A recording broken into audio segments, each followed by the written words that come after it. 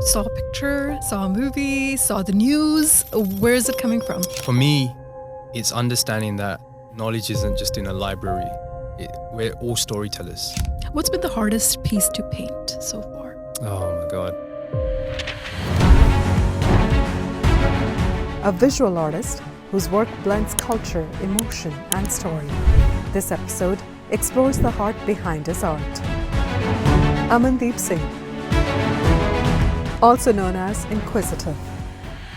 It was so heartwarming to see your dad give you that hug. My dad's my everything. I think if it wasn't for my dad, I would have probably packed up the paintbrushes. Mum's never really had any heart issues, but she had a heart attack and she passed away. So, I had so many unanswered questions, not knowing how to deal with it. But my dad is just such a rock. I have this fascination for Sidhu Moosewala. I've never had the chance to meet him, unfortunately. There's no reason for me to lie. But that man was so pure, such a pure soul. I showed her a picture. I was like, look, I gave this to That's Sidhu. after his passing. Yeah. Yeah. And she was like, Sidhu the room and I was like, oh my God, that's in his room. And the way she said it. But when you're painting Hanumanji, when you're painting Sri Ram, when you're painting Krishna, how much deeper do you have to dive in? Can I just say, I've never had such amazing questions put forward in my life before.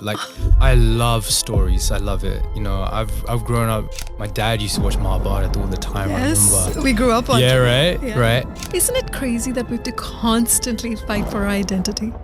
And it just becomes exhausting after a while. It does. I got bullied. I got racism. I got kicked. I got my turban knocked off on a train.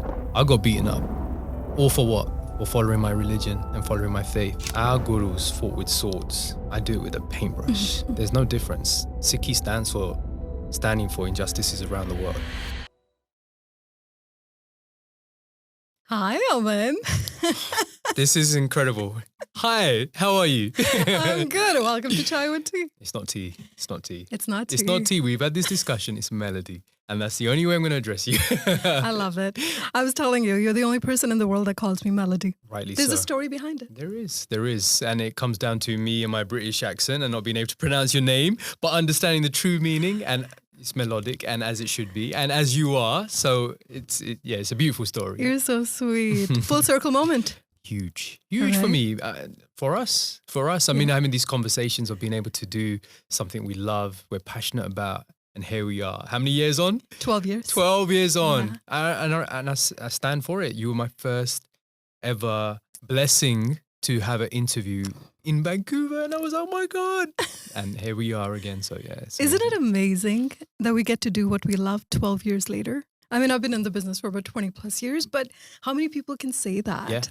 You wake up, you look forward to doing what you love, you create. 100%. And it's such a blessing, isn't it? I feel like it doesn't feel like you're working. It does. Right? You come in and you do this whole dream-like thing, and good for us, man. And I'm hopeful there's many other people that can do the same thing. Yeah. Who are passionate about whatever it is they want to do. Now, 12 years ago, you were just starting out. Mm-hmm. Yeah. Right? I think it's been 14 years now. Yeah. It is. Right? I can't believe it's gonna be 15 years in August. Wow. I know.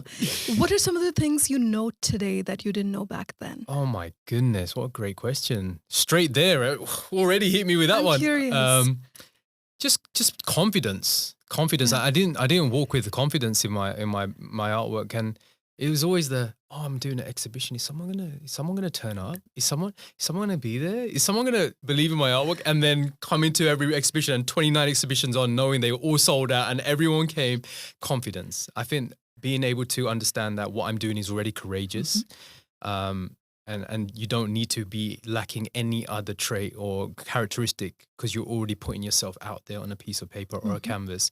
So that's what is the biggest thing, and I stand by that. What's the biggest lesson in these 14, 15 years? I could paint a sun orange and someone will say it's too yellow, it's too orange. I could paint the sun green, why is it orange? So no matter what I do, someone's always going to have something to say about it. And that's the beauty of art as well. It's a blessing and a burden because, you mean to create things, or you create in a way where you know what your own purpose is and the narrative is, but it will always get twisted. So you just kind of have to understand that everyone's going to have their own take to it. And it's just part of the package when it comes to art. So that is the biggest kind of, understanding of that. But yeah, I just take it. I just take what it is. I know what my purpose is and why I create what I do.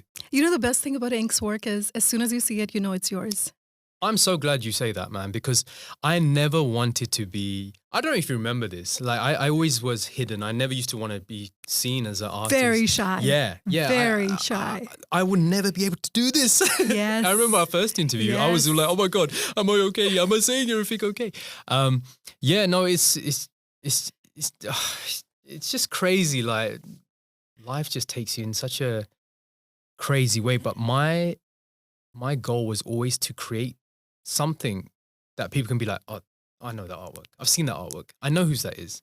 And I'm so fortunate that you said that, because that's the biggest kind of compliment an artist can get. But how long does it take to get there, to actually find your own creative expression and say, this is who I am? Yeah, I mean, it comes with a lot of hurdles, because I'll be honest, when I was first sharing my artwork, especially when it was religious themed, why are you doing this? Why have you done that? Why have you put paint splashes on the gurus? Why have you done? Oh my God. So again, it comes down to understanding what is your signature style? What is it that you believe in? Why do you do what you do? And, having your own flair. My flair has always been colors. I'm wearing black. I mean, come on, clearly I'm not. making up for you. Yes, you are. Thank you. But understanding that, I enjoy what I do. I enjoy mixing. I enjoy seeing the yellow blend with the green. I enjoy seeing smudges. That's who I am. People didn't always appreciate it at the beginning, but I did.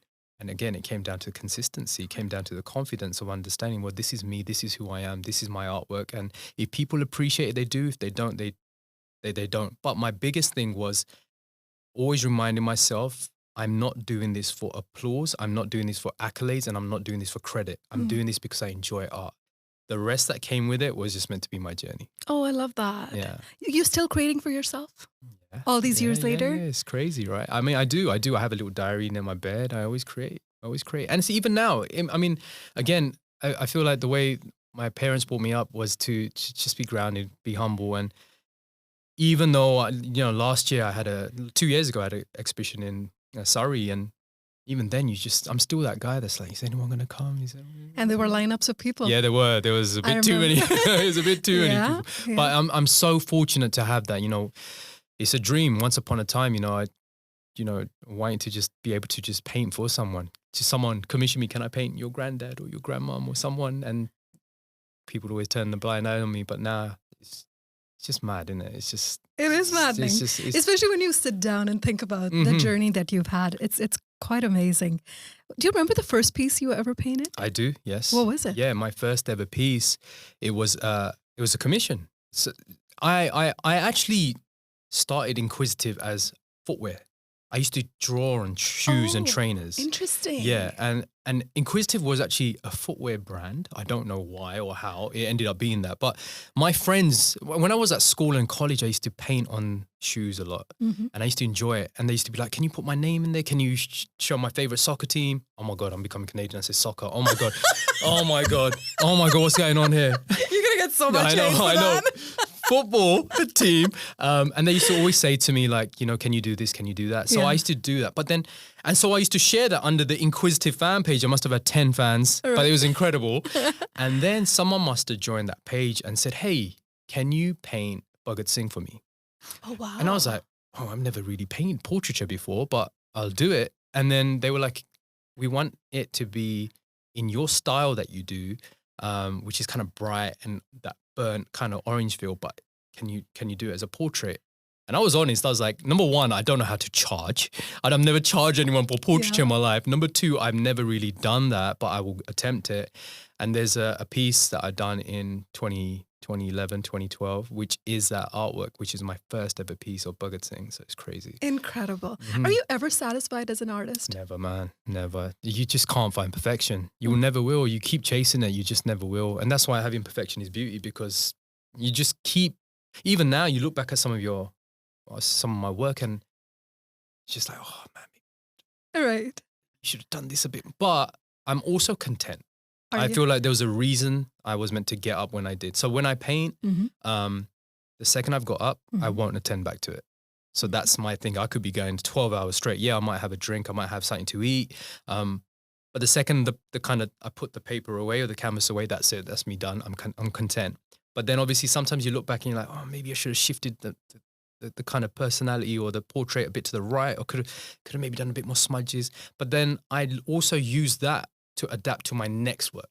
So I'm like, well, let me try that again then. Right. Instead of trying to find faults, there aren't faults, or as Bob Ross says, happy accidents. It's not. It's me understanding that maybe I wasn't content with that. Well, let me put that into my next piece. Right. So it comes, Where does the germ come from? Where does the inspiration come from? You wake up one day, you had a vision or had a dream, saw a picture, saw a movie, saw the news. Where is it coming from? Yeah, that's brilliant. That's exactly what you said. For me, it's understanding that knowledge isn't just in a library. We're all storytellers. You can make a story from a crack in a pavement. Mm-hmm. You can make a story from the coffee stains on a mug. Everything has a story to it. It just takes you to understand, to look at the finer detail of something. And that's what I do. I'm very inquisitive. Mm-hmm. I genuinely am. I pose so many questions like, well, why is that like that?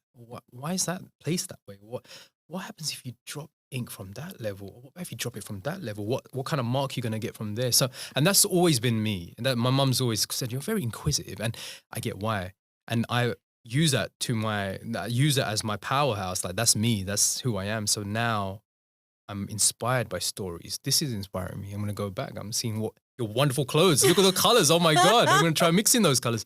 So I just question everything because I feel like that's what life's about. Mm. Life is about questioning. You're just not being happy with what you receive. I mean, in the sense of life itself, it's a beautiful thing, but like understand there's always a deeper thing. And it's not just the thoughts that come in your mind. It's the ones that are hidden, the deeper part of the corners that you always need to pick out a bit. Yeah. It's interesting because you've painted, it's very diverse. There is religious paintings that speak of your faith. Mm-hmm. There's pop stars, right? There is also a lot of social justice in your paintings and your work as well. And sometimes I'm not able to express what I want to say about certain incidents that are ripping your heart apart happening around the world. Mm-hmm. But I'll see Inquisitive piece and I will post that on my story because it just says so much what I want to say. Mm-hmm. Is that healing for yourself as well? How does that mentally help you to deal with the noise in the world? Yeah, it's very difficult. It's very difficult. The best way I can put it to you is being Sikh. Our gurus fought with swords. I do it with a paintbrush. There's no difference. Sikhi standing for injustices around the world. And I think that's such a beautiful thing because you look back at it and you think, my gurus did the same thing, but they just did it with weaponry. I'm going to do the same thing. If I see something, I've heard something, it affects me dearly. And that's the only time I will pick up a paintbrush and paint is when it's really affected me. And sometimes people do twist the narrative on that, like, oh, something's happened, ink's going to paint this for sure, for likes, for comments. No, and that's not true because there's so many things that happen and I don't. But I will only do it when I feel something. And again, it comes down to the injustices. And it's very difficult because there's many times I've shed a tear on something. It's many times. It's, I think, especially as a man, real men share emotions. There's nothing wrong with that. There's a reason we cry. There's a reason we're happy. We should smile as much as we're crying. There's nothing wrong with that. And as an artist, I think that's one of the biggest forms of purity as well. But being able to be so lost in your work and lost in understanding life to that extent that, you find yourself tearing up. And I wouldn't actually want it any other way because I feel like your best part of work comes from moments like that. What's been the hardest piece to paint so far? Oh my God. I know what I want to say. I think I know the answer already. Yeah, I know what I want to say. And I'm going to say it. My mom's been the most difficult part of my, don't do it, Aman. Don't do it, Aman. Yeah. She's my everything, man. She's my everything. She's like my biggest cheerleader. She called me Inquisitive. She named me Inquisitive. And my best mate too, man. So yeah, my mom's, that was difficult because I found it difficult to revisit pictures my mom passed away in 2019. That's right. And I kind of wasn't able to reference or even find myself. Like I paint for people. That's my career is. I do about 100 to 150 commissions a year, whether it's grandparents or children or couples or tributes. I've never had the courage to paint my mum, and I think that's because I'm almost in denial about, loss of losing your mum, because your mother is everything. And I wasn't in the country when it happened. I wasn't able to be there present. I was actually on tour in America at the time. So yeah, but I'm glad I did it. I'm glad I was able to kind of find the courage to do it, because why would I not be? That's my mom. You know what I mean? I'm proud to have done it. But yeah, that was a very difficult piece, because focusing on eyelashes, I remember that. My mom had one dimple here. My mom had that. Oh yeah. So yeah, best believe I cried more than the paintbrush water cup there was filled with water. But yeah, man, again, it's purity. It was so heartwarming to see your dad give you that hug. Yeah, man. Yeah. On his 75th birthday. Oh, yeah. Because you presented that painting. I did. With both of them. And then your daughter. Yeah. Oh, my daughter. Oh, my God. To them, yeah. And I mean, to him, I think you could tell how heartfelt that moment was. My dad's my everything. I think if it wasn't for my dad, like, I would have probably packed up the paintbrushes. I'm telling you, seriously, I kind of lost my faith a bit. I lost, you kind of start questioning. Again, it comes down to being inquisitive. Like, well, why has this happened to me? Why has this happened? Like, again, just going a little bit deep, my mum's never really had any heart issues, but she had a heart attack and she passed away. So, I had so many unanswered questions, not knowing how to deal with it. But my dad is just such a rock. I mean, I remember the funeral as well. Like, I mean, he's the only one that wasn't crying. Everyone else crying. We're like, Dad, are you good? And my dad's like, yeah, no, this is God's will. This is God's will. We your mum wasn't mine. She's gone back to the Creator. Who am I to say that's mine? We come with nothing. We go with nothing. And understanding that, and then obviously, understanding Sikhi in the sense of, what we're given is temporary. That's one of my tattoos. Like, everything in life is temporary. We just have to understand and accept that. That's not saying my dad doesn't love my mom. No. But he's trying to tell me that, yeah, we've had our memories. It was amazing. It was meant to be at that. And so understanding that and coming in terms with that was a bit tough. But yeah, I needed to do something for him to say a thank you, Dad. Like, number one, I appreciate you getting me out of a bit of a dark space. But number two, just to remind you, Mum is here. And yeah, he really enjoyed that moment, man. So I'm glad I did it. I'm so glad you did it as well, because I think it's part of the healing too. Of course it is, 100%. Because grief hits you in waves. You don't know when it's going to hit you. Yeah. And it comes in moments when you least expect it. How did her passing and this grief change you as an artist? Yeah, that's huge. That was huge. I'll be honest, I had naturally a big creative block. I couldn't paint, I tried to focus my attention. I did release a series maybe after 7-8 months, which was it's called Still Here. You can still see it online. And it was how I was feeling. I didn't know how to express to people how I felt. So I was like, the only way I can do it is my escape, which is art. So I painted these series of pieces of allowing people to understand how it feels to lose a mum or a mother. But it didn't really do much in the sense of acting as a catalyst to carry on art. I still couldn't find it. And then, it was difficult because even now, I don't actually know how I got myself to paint, because it's such a blur. Something heavy like that hits you, you kind of don't realize what's happening. Everything's a blur. But I think it comes down to my faith again. I think it comes down to being understanding. One big thing I remember learning was how big a fan base I have and how supportive they were. Because having that one message being like, yo, Ink, listen, we haven't heard from you. We're really looking forward to your artwork. But then there's messages like, look, I just want you to know, recently my daughter passed her exam. We gifted her a piece of artwork. Hey, Aman, just to let you know, I've just got married and I gifted this to my wife. And you start getting these messages and you start lifting yourself up. You're like, oh my God, like I'm actually making a difference to some people around here. And I think things like that mixed in with my dad, mixed in with me trying to produce, I got myself back up. But I can't really say there was a moment or it was like I'm ready to roll again. It wasn't that. It was a kind of a collection of things that made me kind of rise. That's why I have so much love for my fan base. And I try not to use the word fans because I don't want them to be like fans. I want them to feel like they're my family. The greatest audience in the world is how I address them. Yeah. Yeah. There's this picture of you dancing with mom on the dance floor.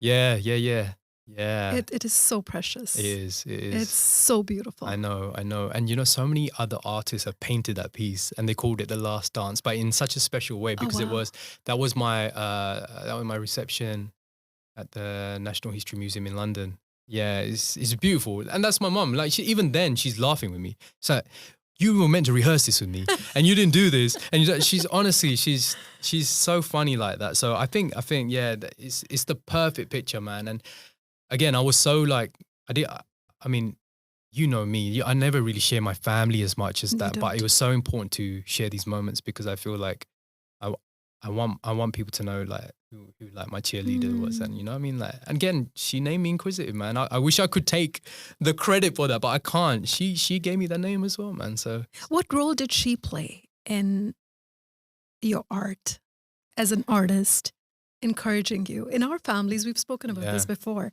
Yeah, our parents want the best for us. Our families want the best for us, and art doesn't necessarily mean financial freedom. So there's always these careers that are stereotypical in Punjabi families. They encourage you to go for. Yeah. But your family has always been so supportive. Yeah. Your mom's always supported your art.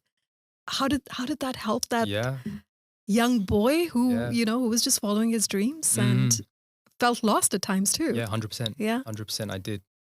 I actually have to first thank my dad on that. And the reason being is he's a calligrapher. And he used to do calligraphy for Princess Diana and the royal family because he used to work at the Indian High Commission. So as a child, I used to always watch him write in. So when the Indian High Commission used to invite the royal family or dignitaries, he would be the one that's doing the invites. Beautiful. So I used to watch him doing this thing called calligraphy. Yeah. And that's where I picked up this understanding that there's this thing you hold. And when you do this, it kind of presents itself on paper. So that's my dad. So I got the understanding of motion and seeing things. And my dad would do this beautiful italics and stuff and writing Diana and Prince Charles at the time, and used to love it. And he also is very musically minded. So we, growing up, was always in a realm of creativity. My mother was the one who said, so I did my master's. I did my degree in graphic design. Did my master's. Did amazing, the best of the uni, but couldn't find a job. Did nothing for me. 2 years looking for a job. I'm too this. I'm too that. I'm too something. Right. It was my mum. He says, "Well, look, there's this thing called Facebook in it. Like, you should put your work up online." So, Mum, no one's gonna look up my work. What are you on about? Like, and there was no Instagram at the time, and I think Twitter was just popping off. Yeah. But Facebook had come up, and my mum's like, "Well, if you're not getting a job, why don't you just put your work online? You're painting shoes for people, your friends." So she meant shoes at the time. That work. Okay. So she was saying, "Why don't you share that? Maybe someone else will buy it, and maybe you can start something out of it." Yeah. And honestly, it took me 2 to 3 months to finally do it. And the rest is history, isn't it? Isn't that insane? Amazing. And this is why when I talk about my mum, I really look up and say thank you, because it was that push. Yeah. And my dad, I've got two tattoos here. My mum's name is Rubinder. I've got a Robin. My dad used to call my mum Robin. Oh. And my dad plays a harmonica. So my mum and dad are my left and right arm. Oh, I love that. Yeah. So that's why they played the biggest role in my life when it comes to my art. I have a sister as well, but she's a nurse. Probably. I love how you say that, but she's a nurse. Yeah, but she's a nurse. She's tried her best to, she does a very good stick man, I'm not going to lie. Oh, she does a very good stick man drawing. But my parents, they're huge. And again, I'm very fortunate because, as you said, it's a bit of a taboo subject to talk about the arts in the community. Is. And it's okay as a hobby. Yeah. As soon as a child says profession, until today I get asked, what else do I do? Yeah. Besides doing what I do. It's so funny because I remember telling my dad I want to be an illustrator. And he's like, "Oh, architecture, got it." Because architecture is seen as the top end of creativity. I'm like, no, Dad. It's not architecture. No, you want to be an architect. Amazing. Yeah. And then I'm trying to show him what illustration is. And what won my dad's heart over was there's two ways, and this is what I talk about a lot when I do my university talks, is that there's two ways you can actually kind of share that with your parents. Is one thing is saying, I want to be an illustrator, and this is what they do. Mm-hmm. Or saying, I want to be an illustrator, this is what I've done. And I used to show my dad, like, Dad, look, this is what I've done. Mm. I actually did my master's in children's illustration. I used to make children's books. I did not know that. Yeah. I actually made 10 books. They've just never been released. This whole Inkquisitive thing popped up and now they're just left behind. So I did my master's in children's illustration. I used to love Roald Dahl. I used to love Sarah Finelli. I used to love David Hughes. I used to love the idea of children's illustration. How about we work on Punjabi children's book? It's been on my bucket list for such a long time. There you go. You've heard the exclusive here, man. Yeah. Maybe this is what we were waiting for. Why not? Oh, I mean, wow. I love story. I'm a storyteller. Again, tattoo has books everywhere. I'm a storyteller. I love children's books. How many tattoos so far? 38. 38 tattoos. There's so many, man. So now you're a father yourself. Oh my God. Right? Oh my God. Every time you say it, it's like, oh my God. First of all, I can't believe because the Aman I met 12 years ago is still so vivid in my head. Yeah. And now you're a dad? How has life changed? The richest man in the world. What was it like holding her for the first time? It was funny because when she blessed us into this world, the nurse is obviously holding her.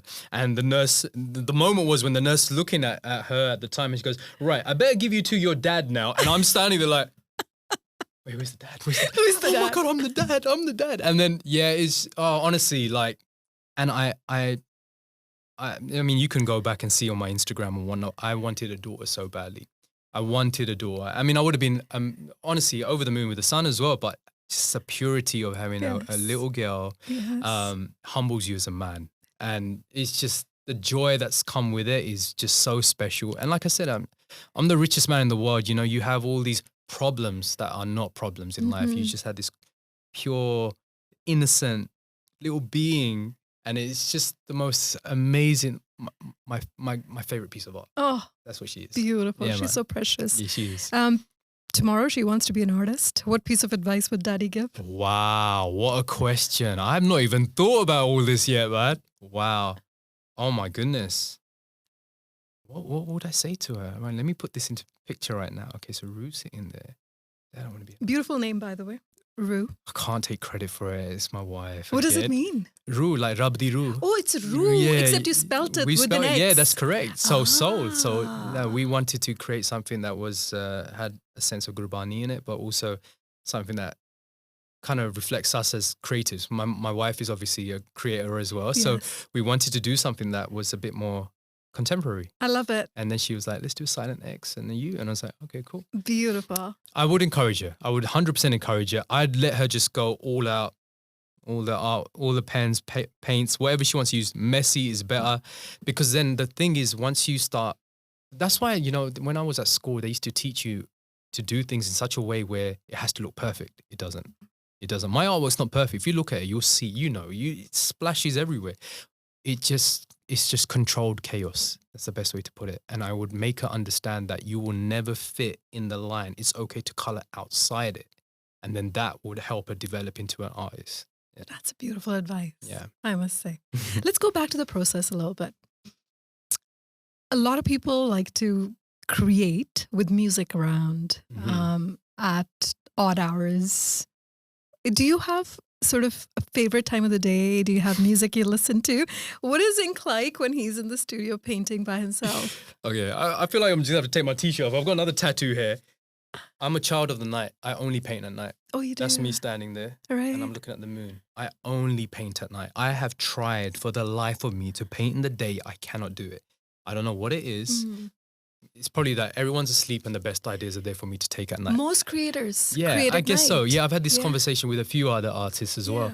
And music cannot be lyrics because, I mean, I used to wonder before, I used to be like, why am I painting certain ways. And then I'd be, for example, listening to Lil Wayne, and he's using all these crazy words, and you realize you're picking up the reds and the purples and all these dark colors. And then you're listening to slow jams or music that's a bit more kind of hits the heartstrings, and you're picking up more blues, and you're realizing, oh my God, I'm feeling my emotions. So that was really dictating how I'm painting. Right. So then I was like, let me listen to music that is just instrumental or kind of just doesn't have lyrics in it. So I listen to a lot of lounge music, or I do like drum and bass and trance, because I like to be in that kind of nostalgic feel when I'm creating. I don't like to really say I'm painting. I like to say I'm taking my hand for a walk. So that's what's really happening when I'm doing it. I'm not actually kind of focusing too much on what I'm doing. I'm kind of enjoying the moment. I'm enjoying my experience. And I don't see anything as a mistake. Like I said, everything's imperfect for me. And for some reason, it's working. People are appreciating the artwork. And I feel like the more I question, is that right? Is that good? Is that this? Is that? I'll start fading away. So I keep doing what I do. I paint at night. I listen to non-lyrical music. and yeah, I'm just going with the flow with it. Now we know the process. I think the flow state for an artist is the place to be. 100%. Most of the time. And this space for me is that. It's a flow state. Usually a guest after conversation will be like, oh, that was great. And my question is always, was it? Because half the time I have no idea what went on, and I'm flowing. When you're going for the canvas, and I'm not a visual artist, so I would not know. Do you have an idea in mind what's going to happen on that canvas, or you're surrendering completely? Surrendering. I never have any sort of understanding. Like, for example, Beyonce. If I thought Beyonce right now, I wouldn't know I would not know not one part of me would know what to do, how to do it. Yeah. But what I would do is I would pick out things that her kind of lyrics, her favorite lyrics. I did something same for The Weeknd. Yeah. So I think of like The Weeknd, this is old Weeknd. I would think of like, what does he have that's kind of like appealing? His hair, he used to have really wacky hair. Okay, his hair looks very like intriguing. Let's add to that. Let's add elements to that. Let's make it a tree. Let's make leaves falling down. The leaves can be lyrics. The lyrics can be going into the ground. The ground you could be picking up the lyrics. So you start kind of adding the story. The same with anything else. Like, it's funny story. I had a commission recently, and it was a very quick turnaround commission. It was to do with yoga and America. And I only had 2 hours to produce it. And in my head, I was thinking, what can I do? Okay, America yoga, right, got it. Statue of Liberty doing the yoga, done. And that's what I did. So you kind of don't understand what you're doing, but it maps out. You find a way to map it out. But what does it come down to? Confidence. People going to laugh? Let them laugh. Do you like what you do? Yeah, I like what I do. And then it's you kind of don't question it. That is so cool. I want to talk about two things. I think first, the fact that the most incredible people have got in touch with you to commission pieces for them is just, it blows your mind, right? When you're starting out, you're not even sure, and all of a sudden you get Bruce Lee's daughter. I've got a tattoo of him too. Emailing you. That was insane. Honestly, I had this before that moment, so you can imagine how I felt. So you manifest. Yeah. I'm a huge Bruce Lee fan, huge. And then I got an email saying, "Oh, we see," and bless her, Shannon, bless her. She never gave herself away to say who she was. She's like, "We really love your artwork. You know, we really would love to have it in our studios." And not once did the title say Bruce Lee or anything like that. It was just, we love this piece. And so again, I didn't have a team or anything, so it would just be me emailing back, being like, "Hey, thank you so much. Yes, of course, what artwork would you like? Yeah. You can purchase it from my website." Be like, "We haven't seen this artwork. It's of Bruce Lee. How much is it?" I'm like, "Oh yeah, sorry, it's not on the website. That's fine. It's so and so." Be like, "You know what? My dad would have loved that." And I was like, "What do you mean?" "Yeah, I'm Shannon Lee. My dad would have loved that, you know, and we want to put this in the San Francisco studios, and it's hanging there right now. What the heck? Pinch me, man." Geez. And I was like, "You're not paying for anything. You're not doing anything." And bless her, she shared it on the actual Facebook fan page on Bruce Lee. And that's also one of the reasons I've got a huge fan base now, because, you know, it's just all these connections. But bless Shannon Lee. I've got so much time in the world. Beautiful. For her. Yeah. And then J. Cole tweets. about your artwork? Like, seriously. I know. On a day after his Forest Hills Drive album dropped, and I'm a huge J. Cole fan. Yes, you're proving it.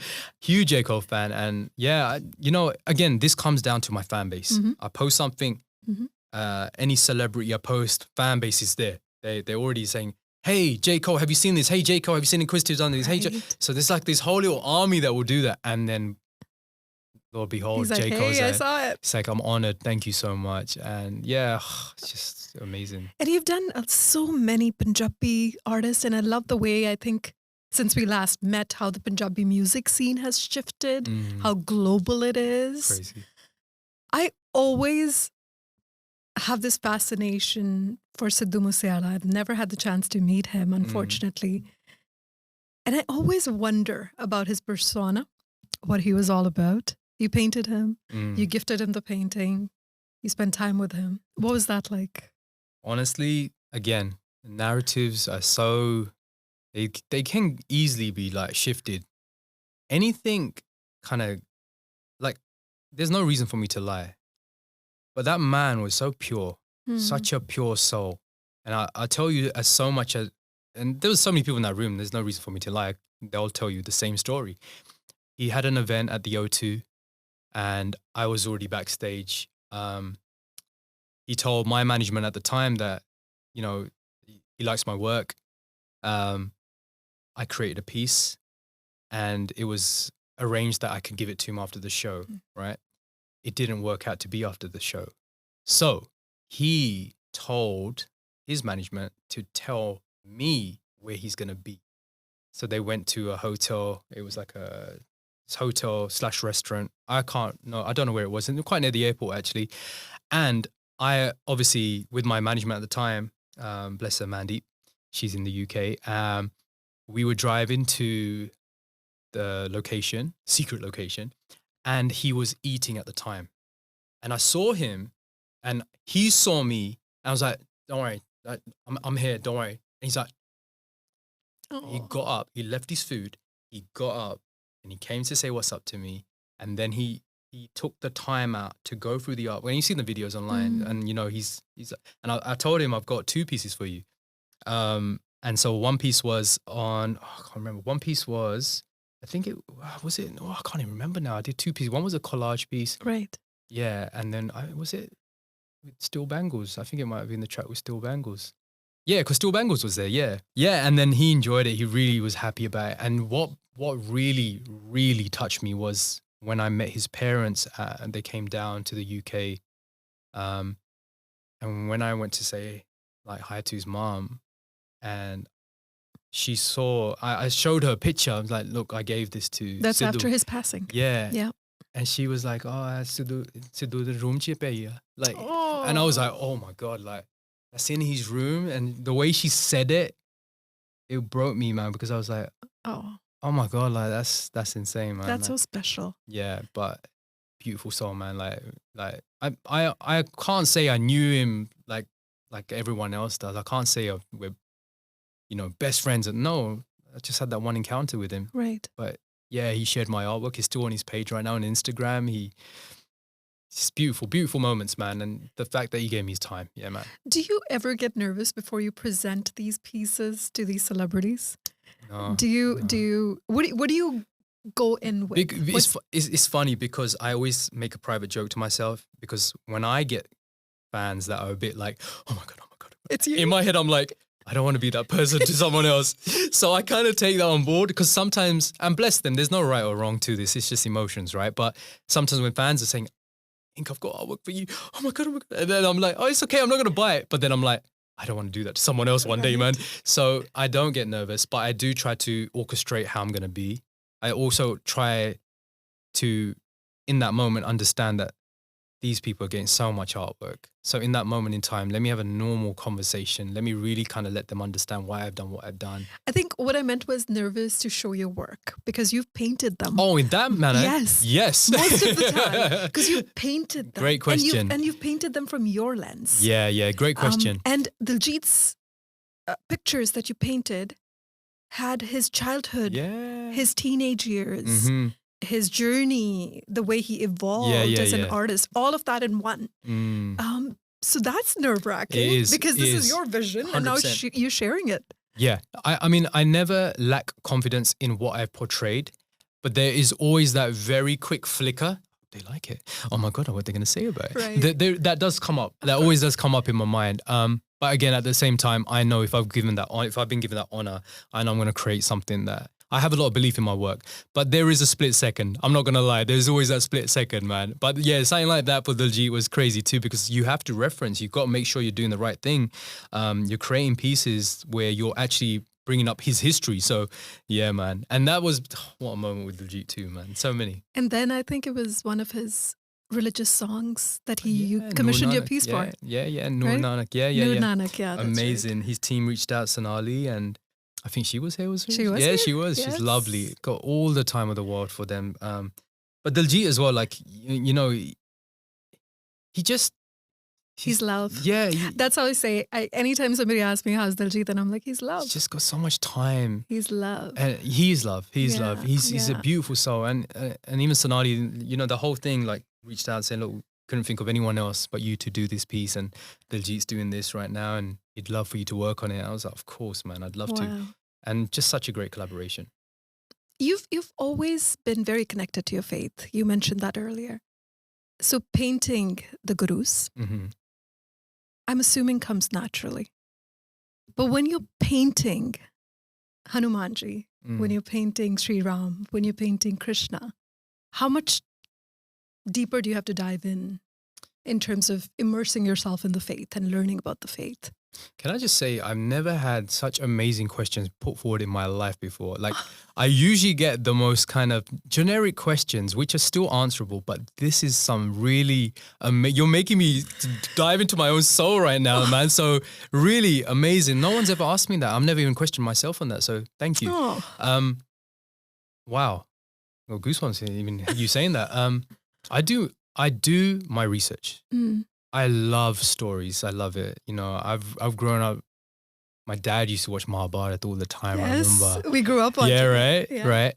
But I also have a very big circle of multicultural friends, and I'm always asking them. They're like, "Oh, bro, I know why they call you Inquisitive. You never stop asking us questions." And I'm like, "Yo, but then how did Hanumanji like fly it? And then how did so there's a story about I think it's a mouse and Sri Ganesh as well. Yeah, so that's what I'm saying. Yes. Like, but then how did they get picked up? And how did the chariot with Arjuna? Like, I do that. Yeah. But that's what provokes me to keep going and be like, right, I'm going to present that. So it's the same. It's always the same level. There's no like high or low, Love man. it. There's no high or low. And if I'm especially going to create artwork that's to do with someone's faith, or it's going to be to do with religion, I'm going to do my best to make sure, number one, I'm not disrespecting anyone. And number two, I've done my research. And number three, I'm in tune with it. And number three is the most important one, because you have to be in tune with something. I'm not going to put... And at the same time, there's so many pieces I've done that have not been released because I'm not in tune with it. I'm not content. I know the feeling. Yeah? There's been so many episodes I haven't put out. There you go. Right? Because I just know it. There is something missing in it. It's just not. Well, there you go. You're a true artist. I don't feel it. Yeah. I think that's important. Having that kind of level of critique on yourself is important. Yeah. You can't just put content out for likes and applause and whatnot. I agree. I'm glad you feel that way too. You know, we're not alone in the world here.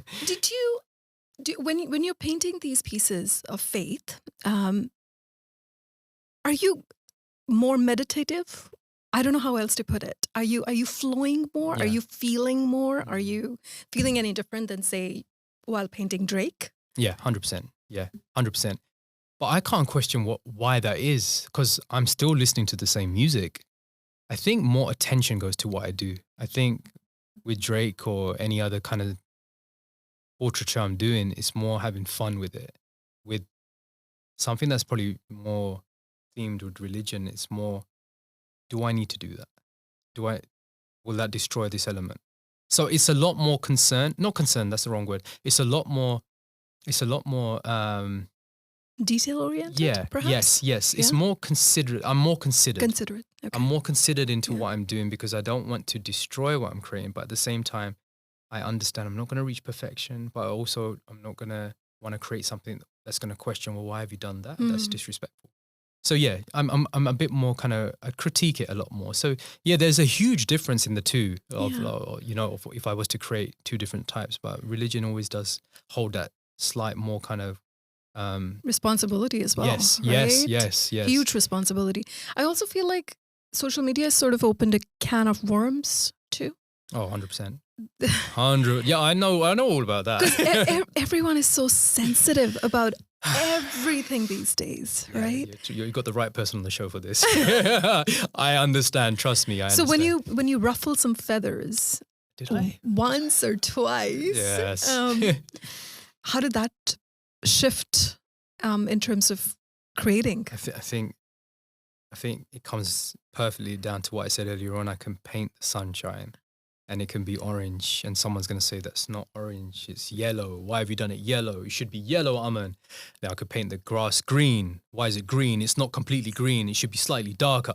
So someone's always going to say something. And obviously with my artwork, the narrative is just getting changed so much. And whether it's trolls or not, or whether it's people who feel there's a hidden agenda, so be it. Unfortunately, I can't really, I put myself out there already with my artwork. I can't really now say, well, you're wrong for feeling that way and you're wrong. I just let it be. The people who follow me for who I am as an artist understand my response to what I create, and they know I've been doing it for such a long time. I'm not going to do something to offend someone on purpose.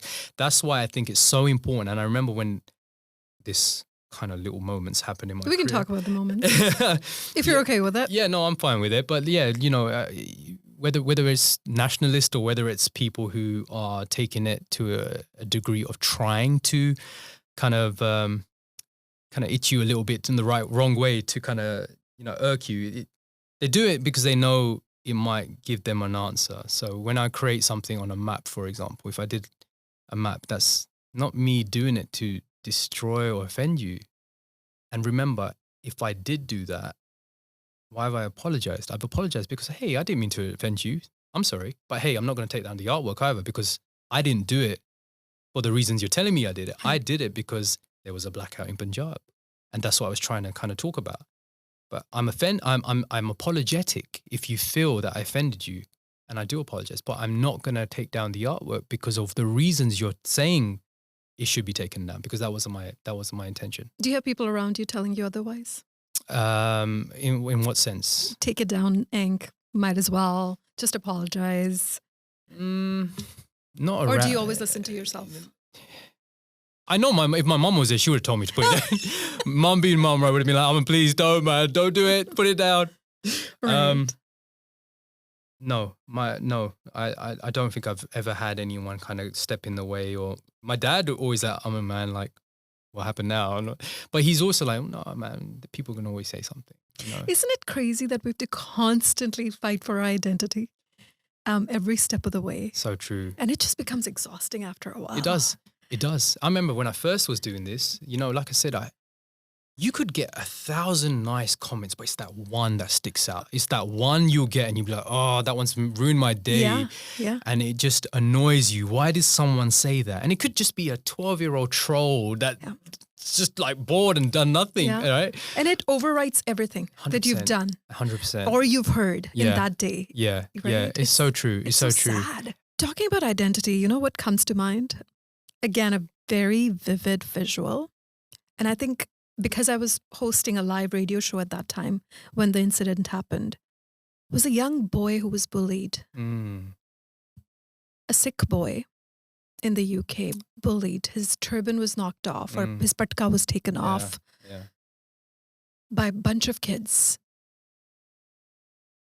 And it left me shaken. I remember I couldn't speak on live radio, so I requested Baltej Tillon, who's the first Sikh Canadian RCMP officer, to join me. I requested him, I called him and I said, I really need you to walk me through this because I'm shaken. I'm shaken to the core. I'm a mother. I have 2 kids. And something like this, to witness something like this in this day and age is unacceptable. And I think you created that, didn't you? On the canvas. Yeah, I did. And it also takes me back to you growing up with your identity in London. Yeah. How isolating was that? What was that like? Once upon a time, I was that boy.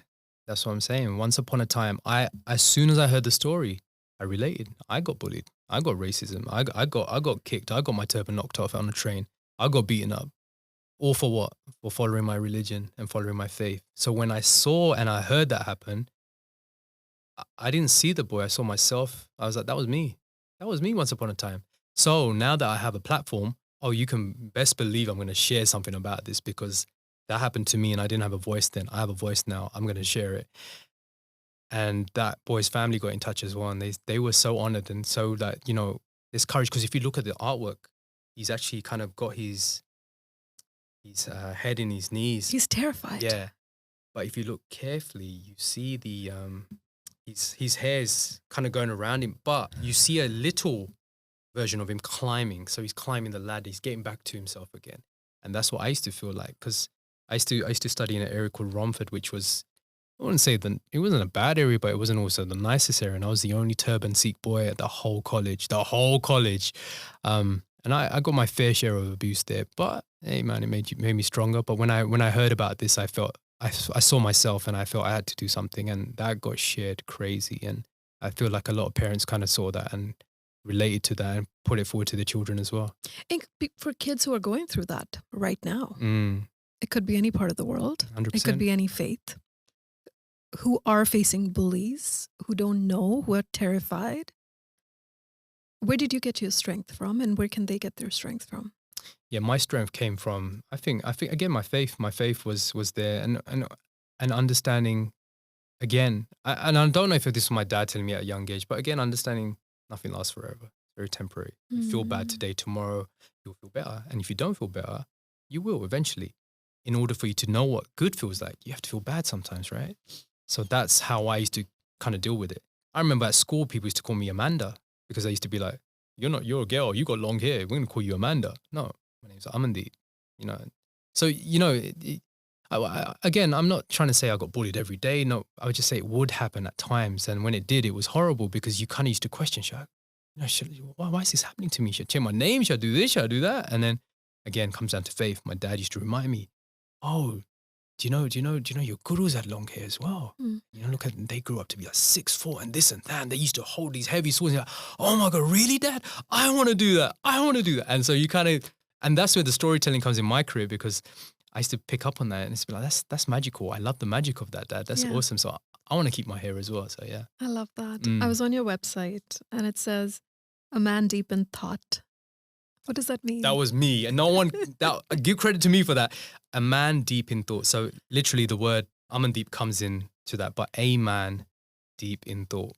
So I'm always deep in thought. I'm always thinking. I'm always it's funny because when I was at university, that was my business card. My business card was a man deep in thought. So my name was there, but also the understanding as a sentence that I'm always thinking. I'm always kind of using thought-provoking ideas to create. The Aman that started on this journey 14 years ago has obviously evolved, and we've spoken about the growth, and I see the growth. How has the artist evolved? Wow. Yeah, no, the art, yeah, definitely. The artist has evolved. I think, are you talking about my artwork or me as an artist? I think you as an artist, the way you look at art, the way you create, the way you think, the way, what you choose to paint, what you put out, all of it. You hit the nail on the head. That was going to be my answer was going to be, I'm a bit more kind of, I define exactly what I want to kind of create now. Before it was like pushing myself to be out there. I remember I got to do 3 illustrations every week. I have to do it. I got to get myself out there. But you start losing the joy of painting when you're forcing yourself to do, okay, today I'm going to draw J. Cole, tomorrow I'm going to draw Missy Elliott, I'm going to draw Madhuri Dixit, and this day I'm going to draw. And then you realize I'm not enjoying this one bit anymore. But I am thankful I did those years of creating 3 pieces, because after a year you have such a amount of portfolio, and those pieces are now kind of helping me now where, someone might purchase it or someone might forward it to so-and-so and they've seen it. But now I'm very I feel like I've finally realized that people actually pay attention to what I do. And it goes a long way. Yeah. Again, you know, the way I've been brought up, I always feel like there's just the one person that's going to see it, right? So now when I see shares and when I see people like it, I'm like, oh my God. So now I've accepted that, and that's fine. And there's nothing wrong in accepting that. That's a blessing that I have in my career, that people appreciate my work. Not everyone, but the people that do, I'm fortunate for. But I'm very kind of, I kind of make sure, I think twice now what I want to create. But that's not saying I think twice like, oh, should I not? No, it's like, oh, that's happened, I want to do that. Whereas before it'd be like, right, let me try this and let me try that. Now I'm very certain what I want to create now. It just comes naturally. But it comes from the confidence that we were talking about earlier. Yes, 100%. Right? And also I think at this stage, you have more awareness about who you are as a person too. Yeah. Early on, when you're starting out a career, you're so unsure. Yeah, you're remember? Still figuring it out, right? Yeah. You're still figuring it out. Yeah. More than once, more than twice, I'm sure you've seen it as well. Plagiarism plays out. You see all these wannabe inquisitives pop up all the time. How do you deal with that? I just have to be careful what I say. Again, I have a very strong fan base. So what they would do now is, I wouldn't say it's a certain few people. It's just the people that follow me. So if someone's now copied my artwork, right, they actually go and comment on that artwork. And I'm not encouraging it at all. I'm just saying this is what they do. But they'll go and say, this is Inquisitive's work. Why have you posted, you've done this looks like Inquisitive work, until they take it down. Which again, I'm not encouraging, I'm just saying that's what they do. But I get to see it as well. And there has been times where I've reached out to the artist and I'd be like, why don't we collaborate? Why are you copying? Let's collaborate. I love encouraging artists because I remember once upon a time, I was that guy that was trying to make it and trying to do this. And remember, Instagram had just come out then. And I was, while everyone's taking selfies and this, that, I was one of the first artists to use it as a portfolio. Right. And that's what worked in my favor. So when I see people doing it, I'm like, well, let's work, man. You don't need to copy my style, man. Yeah. And people like aren't going to remember you as an artist of who you are. They're going to be remembered as bootleg Inquisitive, man, 2.0. You don't need to be that guy, man. But it hurts. It hurts me. It does hurt me. And I know the phrase of, you know, it's flat. Flattery. Yeah, no, it's not. Yeah. It's not. It breaks me because I know the nights and days it's gone into trying to create this style of brown and colors and mixing it. This was from uni to painting shoes to not getting a job. So it breaks me that, oh, someone can now go and do that. No, man, it's not cool. That's not cool. So I encourage people to bring out their flair and bring out their identity in the world because we want to celebrate our differences. You know what I mean? Find yourself. Yeah. A lot of artists in the entertainment industry are concerned about the AI shift that's happening. You're getting at me now, man. You know what you're talking about. I want to know, how worried are you? How concerned are you? Have you tried it with your work? I refuse to try AI. My friends have tried it on my behalf because they're like, oh, Aman, look what happens when we put this in. I'm like, what is that? I think it's cool. I do think it's cool what you can do with AI. The fact that you can make this whole creation of an artwork out of it is scary. Am I concerned? No, because I feel like the true art lovers understand what goes into creating, and people who obviously commission me or brands that want to work with me or whatnot, I feel like they understand the hustle that comes into creating pure art. And I will say that again, to create pure art, because I just don't vibe with AI. I just think it's a shortcut. And is there any running away from it though? No. It's the future. Right? It's the future, and so be it. But I'm also inquisitive, and I will continue posing questions, and I will come out with something bigger and better, and I will continue to do that. Oh, I have no doubt. Yeah, that's me. I always got plan B, man. How important is it for an artist to be business savvy? Oh, yeah. I mean, it took me a long time. I remember my dad used to be like, I mean, you're creating all these artworks. How much money are you making? I'm like, oh, money? Oh, yeah. Like, I mean, it's important. When I first started out, I again, when I did the Bhagat Singh piece, I must have charged like £20 for it. But the canvas cost me £30. My materials cost me 10. I'm like already like in the red. I'm like, oh my God. And then bless her, my old lecturer at my university, her name was Kathy Felsted. Mm-hmm. She actually, I used to ask her, I was like, how do you charge for your artwork? How do you do this? And there's some ways you do it where you charge by hour and whatnot. It's really important because when I first started out, I got this thing from Rick Matharu called an exhibition come up. And he's like, yo, we should do an exhibition. And he's a visionary. Yeah, he's amazing. Him and Jod. He really, both of them are visionaries. I'm indebted to them for the rest of my life. I'm going to fly to Toronto to talk to both of them. Yeah. I'm indebted to them for the rest of my life. They did so many big things for me. And still, when we meet, we always talk about the wonderful times and, you know, not understanding how an exhibition works as much. And remember, when I'm in the UK, what I've realized is when you are outside of your hometown, you get more love. And I remember when I was trying to work in the UK as Inkquisitive, no one really wanted to work. There were a certain few people that wanted to work. But then Rick was like, look, come out to Toronto. You know, Jord as well, because they're creators. And they got me out there. And again, the rest is history. But so sorry, I've gone off topic. That's okay. The question was... That's okay. Don't worry about it. It was a beautiful Honestly, question, don't stress about it, I would say. Question.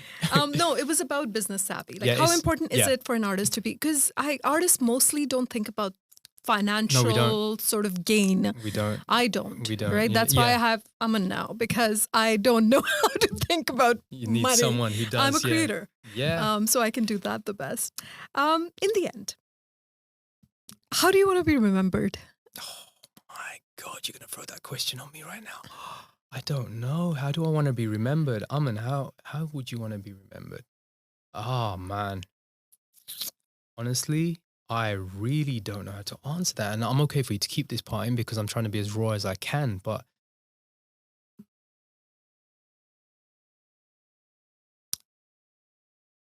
yeah, you really got me with this one, man. That's okay. And if somebody asked me that, I wouldn't know how to answer either. I don't think do you know what? Do you know what? I feel like I have got so much to achieve yet. I feel like I still got so much to do. So I can't really answer that because I feel like if I answer that, I feel like a part of me is going to be like, all right. I'm done. Done. You did it. You did your thing, Aman. Well done. Let's do this again in 10 years' time and let's see where we're at. Done? Yeah, because I'm not ready to be remembered yet. Okay, let's change it. If somebody's talking about Inkquisitive behind his back, how do you want them to talk about you? What do you want them to take away from the artist Inkquisitive? He's an artist for the world. He's an artist for the people. Under the heavens and stars, he knows that everyone is one, and he's very courageous with what he does. And I think I can't really put it into a word, but if I was to have sentences, those will be it, because that's what I do. I do my best to serve humanity. Like I said, the gurus did it with a sword. I did it with a paintbrush, and that's the best way. I want people to know that I'm in their corner. I'm always in their corner. If you don't have a voice, whether it's for people who have gone through injustices, whether it's through rape victims, whether it's through, people who don't have a voice or they're getting bullied, I'm in your corner, man. I've got a paintbrush. I'll be there. I'll be painting for you, man. So that's it. The guy that was courageous enough to be on the same side as you. Beautiful. Yeah. I mean, we've taped about 50 episodes so far for the podcast. This is one of my top 5 favorite episodes. Oh my God. Well, congratulations on that number 1, because I'm rooting for you too. I've seen your journey, and like I said, there's a reason I called you first to be part of this. So this is a conversation that's going to stay with me for a very long time. And I'm so grateful that you opened your heart the way you did. I know it wasn't easy. It's not easy, but I feel like speaking to you has always been very fluid. It's always been fluid. So for me, it's just having a conversation with you, and I wouldn't have it any other way. So thank you. Thank you for coming. And give my love to Rue. I will do. Thank you for having me. I appreciate you so much. Melody!